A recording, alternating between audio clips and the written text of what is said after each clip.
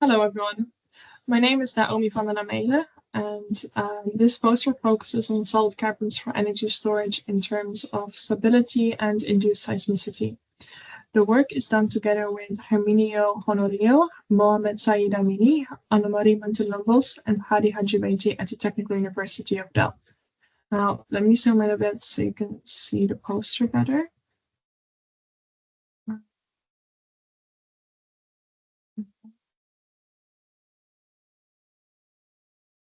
Um, so Salt caverns are a proven technology for energy storage. For decades, gas and oil have been stored in salt caverns, and in light of the energy transition, there is a growing interest in storing other media as well, such as hydrogen. So, to study the mechanical stability and define operational conditions, salt cavern simulators are often used. Most of these studies rely on commercial software, which often require license fees and offer limited flexibility for implementing new models or other numerical schemes. Now, as an alternative, we've developed the open source Safe and Cave simulator. So now a bit.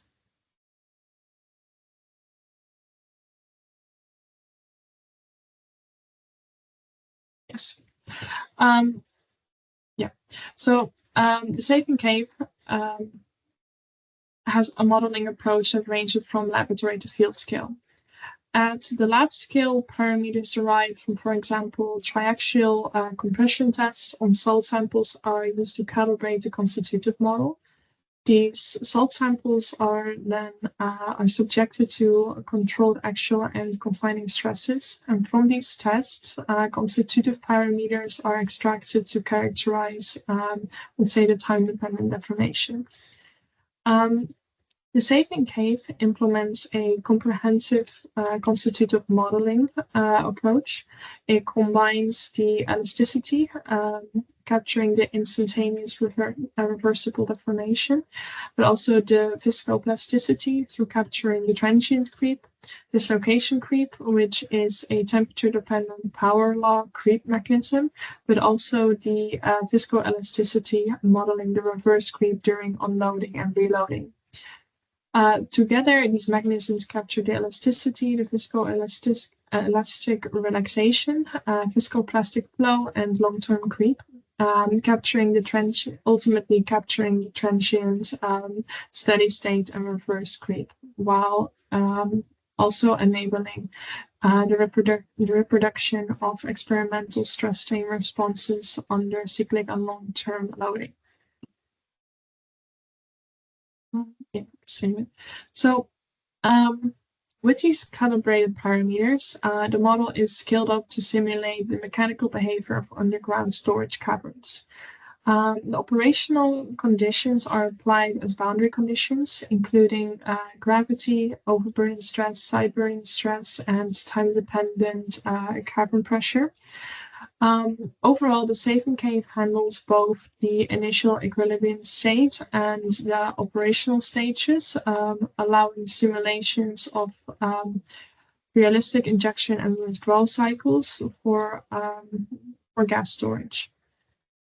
Of the simulator, outputs includes, for example, cavern closure rates, subsidence, stress redistributions, deformation over time, but also the factor of safety, all providing further insights into stability under long-term cyclic operation.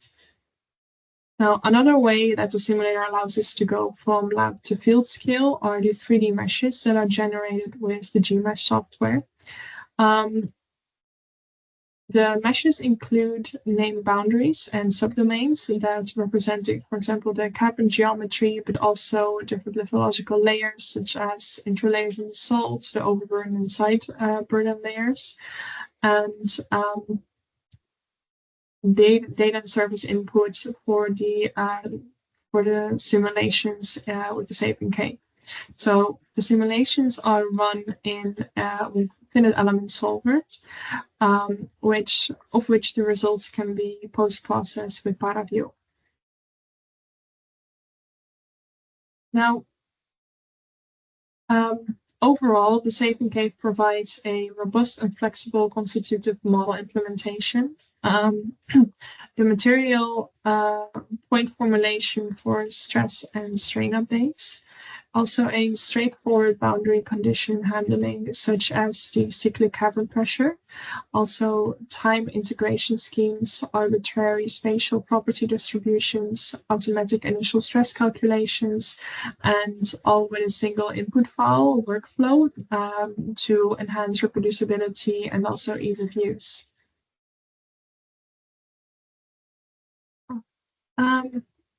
Now, there are also several new features under development, which of one is which the pressure solution creep. So it's important to include the pressure solution creep together with the dislocation creep, since the pressure solution creep and the dislocation creep are both part of the transient creep. However, the pressure solution dominates at low stress levels and the dislocation creep at high stress levels. So including both mechanisms allows us to accurately calculate the transient creep. Now, as you can see here in the results of the cavern convergence, these results show that adding or including the pressure solution creep significantly increases the cavern convergence compared to dislocation creep alone across temperatures ranging from 25 to 80 degrees Celsius.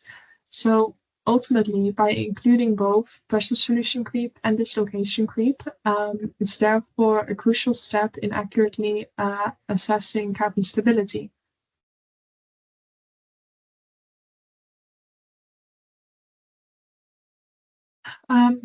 So another critical factor to consider is assessing the cavern stability. In assessing the cavern stability is induced seismicity.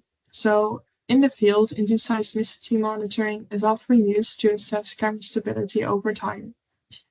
So to do so here, a rate and state Coulomb threshold model is coupled with the finite element simulator to calculate the seismic events during cavern operation. In the model, cavern irregularities and salt intralayers can, for example, be included in the mesh to study their impact on the seismicity.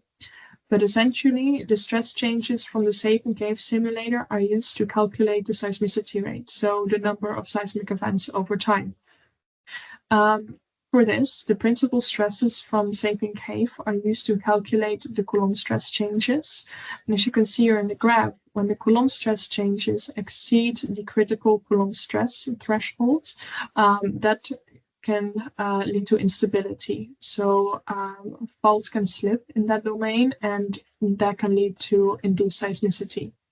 So this approach allows us to assess areas and operational conditions that increase or perhaps minimize seismic activity. And with that, it allows us to assess the cavern stability over time. So overall, Safe and Cave, it provides an open source platform to study cavern stability, but it can also be used to further include new physical models, such as thermal strains and geochemical brine interactions, can in the future also be integrated. Currently, Safe and Cave is used by several organizations, such as the TU Delft, Politecnico in Milan, but also UFP in Brazil and Shell. And the main aim of Safe and Cave is for us to provide an accessible and flexible tool for researchers, and that can be used by researchers and industry to better understand, operate, and ensure the stability of salt caverns in the energy transition. So that was it for me. Thank you.